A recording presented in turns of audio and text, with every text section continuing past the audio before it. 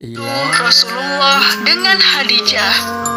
Meskipun lahir di keluarga yang serba ada, Fatimah kecil tidak memiliki ibu susu seperti layaknya anak-anak suku Quraisy saat itu.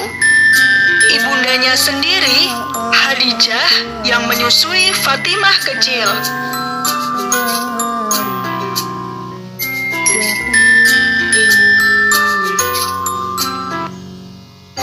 Selain dekat dengan ibundanya, Fatimah juga dekat dengan Rasulullah, ayahandanya.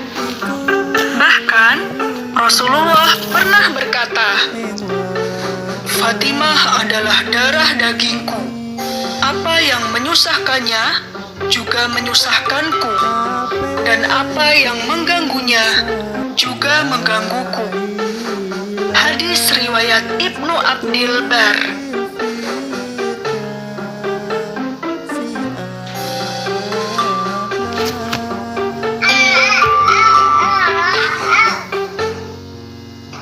Ketika Fatimah berusia 5 tahun, peristiwa pengangkatan Nabi Muhammad terjadi. Sejak saat itu, kehidupan Fatimah berubah total. Namun, karena usianya yang masih kecil, Fatimah belum paham seberapa sulitnya hidup kaum muslimin saat itu. Namun, semakin hari dia semakin paham bahwa banyak orang membenci ayah serta ibunya. Banyak orang yang dulu bekerja dengan mereka, akrab dengan mereka, kini semuanya menjauh. Bahkan, paman dan keluarganya sendiri pun memusuhi ayahnya. Suatu ketika, Fatimah kecil melihat orang-orang menaruh kotoran unta saat ayahnya sedang sholat. Rasulullah tetap sujud dan tidak mengangkat kepalanya ketika merasakan kotoran ditaruh di punggung serta pundaknya. Fatimah kecil menangis melihatnya. Dia bergegas menghampiri ayahnya dan membersihkan kotoran itu. Dia merasa kesal saat orang-orang jahat itu justru tertawa gembira. Semakin hari, kekejaman kaum Quraisy semakin meningkat. Mereka mengucilkan, mencela, berbuat kasar, hingga memboikot seluruh kegiatan kaum muslimin, mengakibatkan kaum muslimin jatuh dalam kemiskinan, tidak terkecuali keluarga Rasulullah. Harta Khadijah habis untuk membiayai perjuangan menegakkan Islam, sehingga Fatimah kecil pun sudah terbiasa hidup sederhana sejak. Ketika telah beranjak dewasa, Rasulullah menikahkan Fatimah dengan Ali, seorang pemuda yang memiliki sifat mulia. Dia merupakan sepupu Rasulullah sendiri. Setelah menikah, Fatimah tinggal di rumah suaminya. Rumah itu sungguh sederhana, tidak ada perabot apapun. Jarak rumah Fatimah dan rumah ayahnya sangatlah jauh. Hal ini membuat Fatimah tidak bisa terlalu sering mengunjungi ayahnya. Dia juga tidak bisa terlalu sering mengikuti semua kegiatan ayahnya. Meski demikian, Fatimah tetap patuh. Saat suaminya pergi, dia akan menjaga rumah dengan baik. Setelah Khadijah, istri tercinta wafat, dan Fatimah, anak perempuannya tinggal begitu jauh, Rasulullah merasa sedih dan kesepian. Rasulullah berencana untuk memberikan Ali dan Fatimah rumah yang lebih dekat. Salah satu sahabat, Haritsah bin Nu'man, mendengar kabar ini, dan dia pun merelakan rumahnya untuk ditinggali oleh Fatimah. Subhanallah. Fatimah terbiasa mengerjakan semua pekerjaan rumah sendirian, mulai dari membersihkan rumah, memasak, mencuci baju, hingga mengambil air. Hidupnya begitu sederhana. Pakaiannya selalu penuh debu dan arang. Kehidupan Fatimah semakin lengkap ketika dia memiliki 4 orang putra dan putri. Mereka adalah Hasan, Husain, Zainab, dan Ummu Kulsum. Rasulullah sangat sayang kepada para cucunya, terutama Hasan dan Husain. Bahkan Rasulullah berkata, "Keduanya adalah permata hatiku di dunia." Hadis riwayat Bukhari.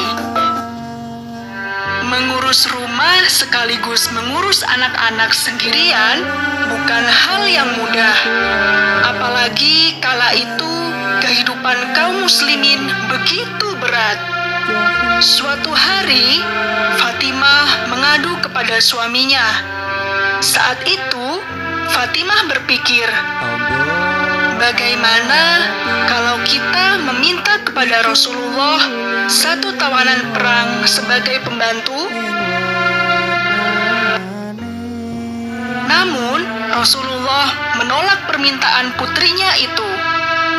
Saat itu, ada kebutuhan yang lebih mendesak, yaitu menjual para tawanan perang itu, dan uang hasil penjualan itu akan digunakan untuk membeli persediaan makanan bagi seluruh kaum muslimin. Fatimah dan Ali bisa menerima alasan itu. Namun, tetap saja hati mereka merasa pedih. Malam harinya, Rasulullah menemui putri dan menantunya itu. Rasul berkata, "Maukah aku ajarkan kepada kalian yang lebih baik dari yang kalian minta tadi? Jika hendak tidur, bacalah takbir 33 kali, tasbih 33 kali, dan tahmid 33 kali. Ini lebih baik dari seorang pembantu." Hadis riwayat Bukhari. Peperangan terus saja terjadi antara kaum muslimin dan orang-orang yang membenci Islam. Fatimah dan wanita-wanita lain pun ikut berjuang. Mereka bertugas untuk mengobati prajurit yang terluka serta menyiapkan makanan dan minuman. Dalam perang Uhud, hati Fatimah pilu kala dia harus merawat tubuh ayahnya yang terluka. Luka di tubuh Rasulullah sangat dalam hingga darah tidak bisa berhenti mengalir. Dengan sabar, Fatimah merawat ayahnya hingga sembuh. Meski harus berhadapan dengan maut setiap hari, Fatimah tidak pernah takut.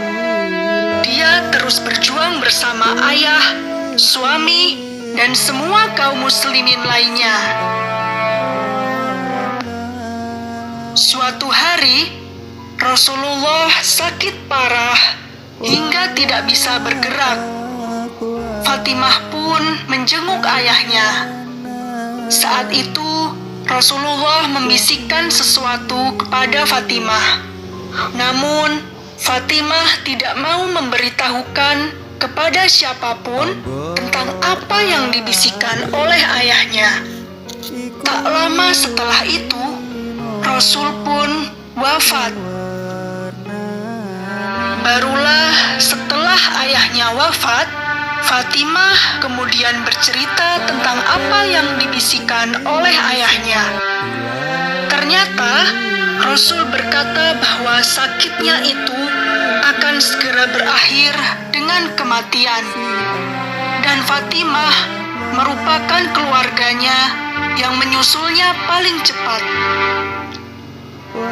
Rasul juga berkata bahwa Fatimah adalah pemimpin para wanita di surga selain Maryam binti Imran. Dan ternyata benar, 6 bulan setelah Rasulullah wafat, Fatimah sakit parah dan kemudian menyusul sang ayah.